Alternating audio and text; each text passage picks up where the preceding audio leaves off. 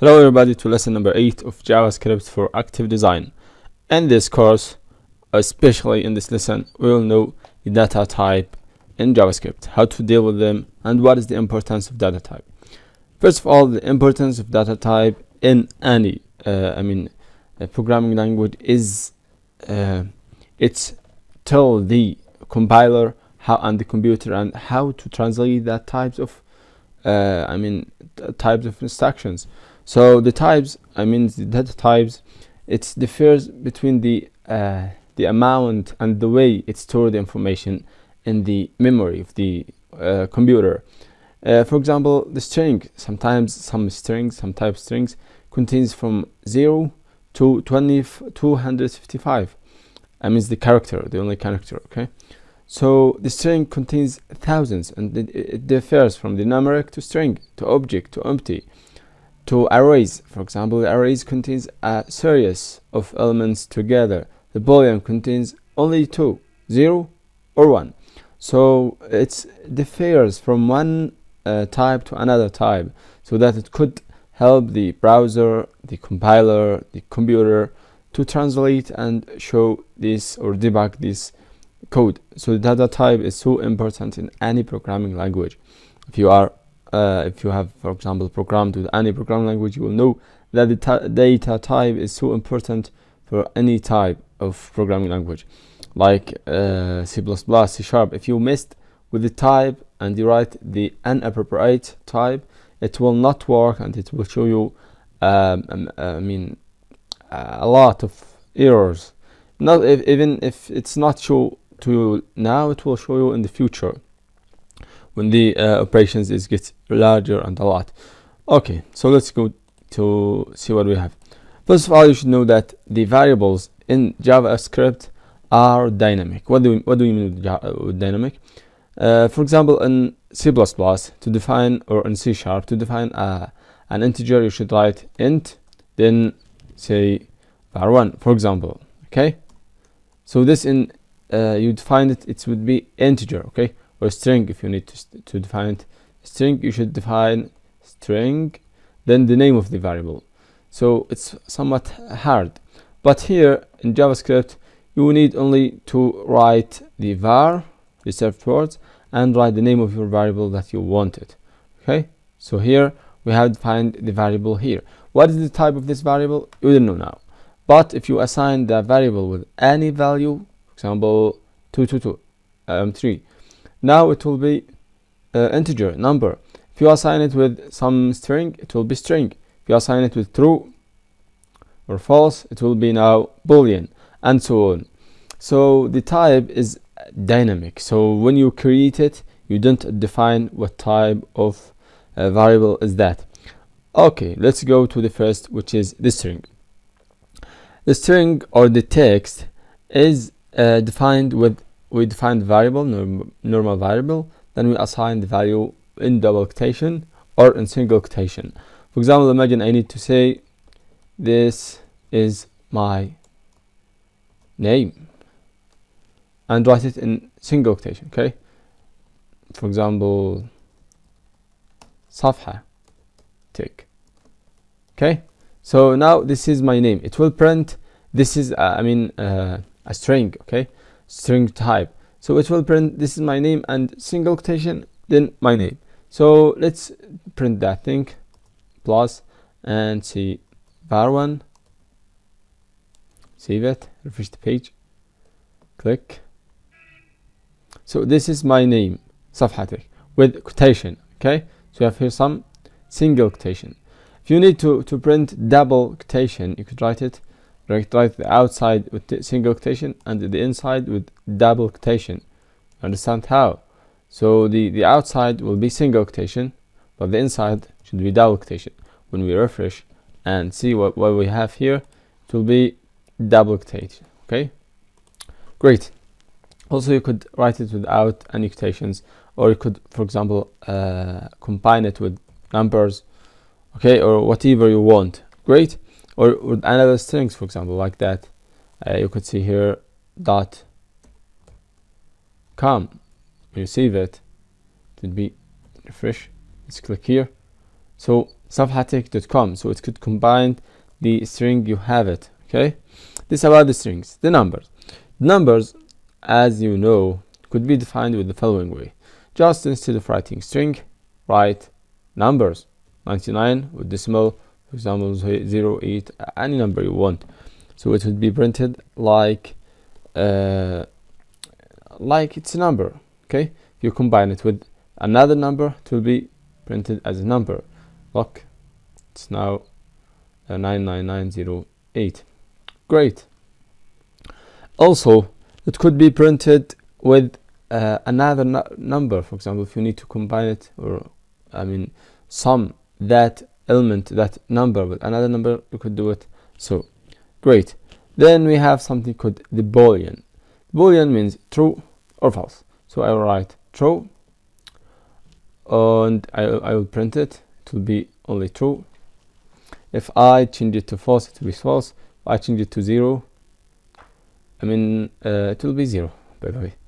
So it's like that.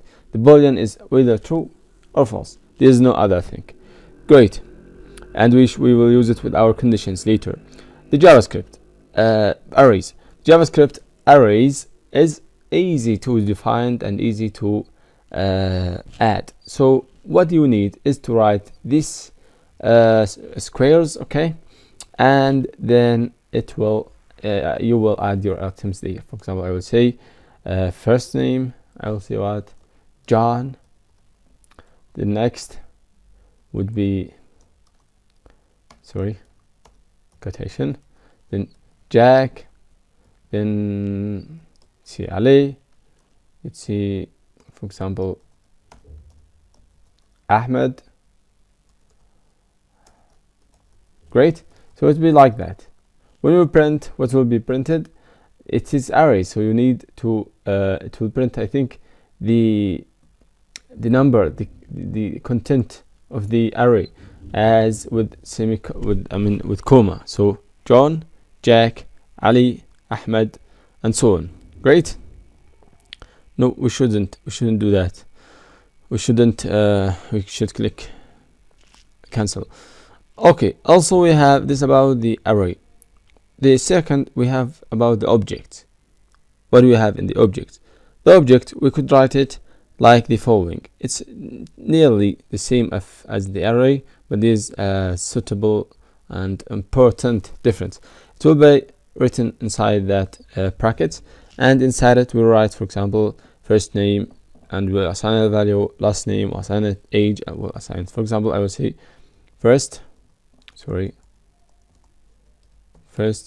name, and then I will assign it a value like it's an array, but you write it with the value that we wanted. Okay, so it's just written first name, then the colon here, Ali, for example, and then comma, and then let's see age,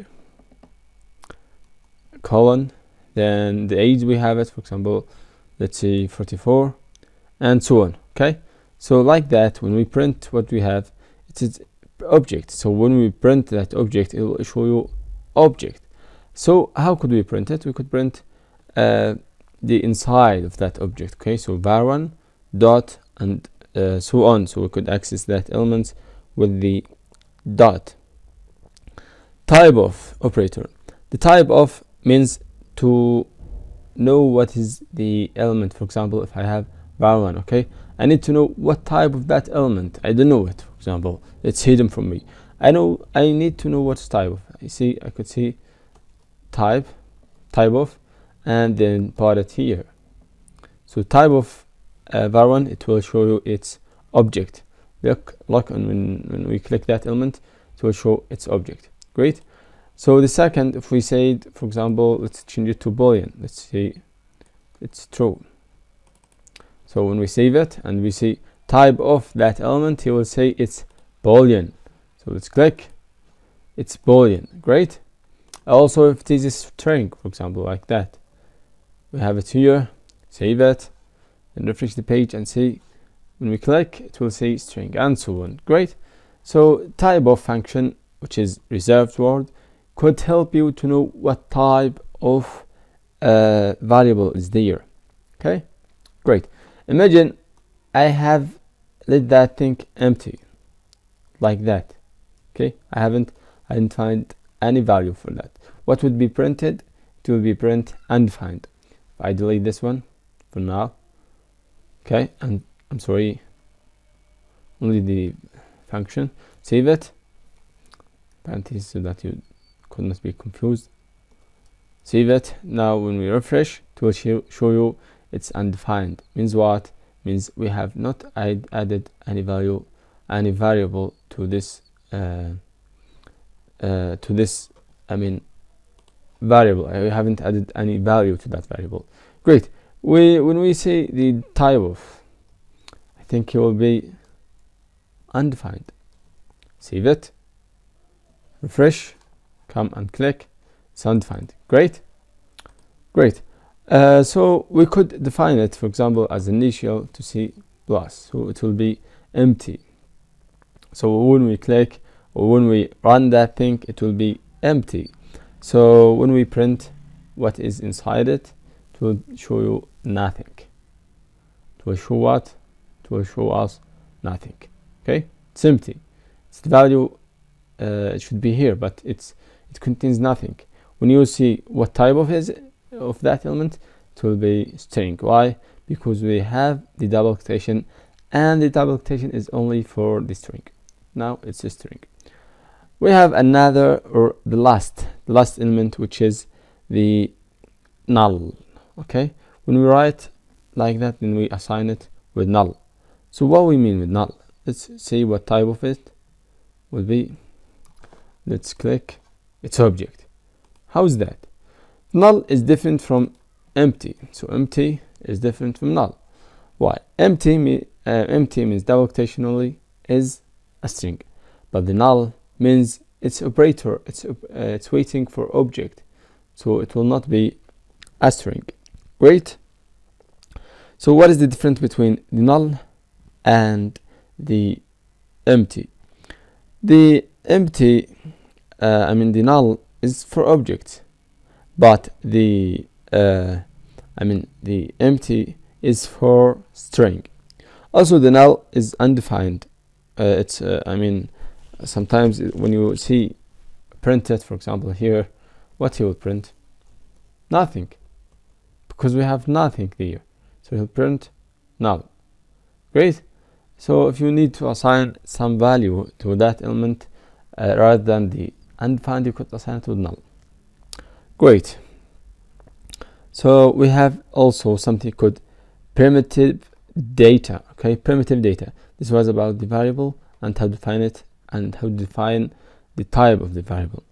We have something called primitive data. Primitive data are value, means a single simple data value with no additional properties and methods.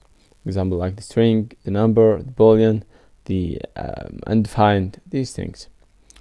Okay, so that was the lesson for the session. I hope it was easy. It's so important. If you haven't understand it, repeat it again and it will be clear, and we will go and understand it with our lessons, series and lessons. So thanks for watching and listening, and see you again. Bye.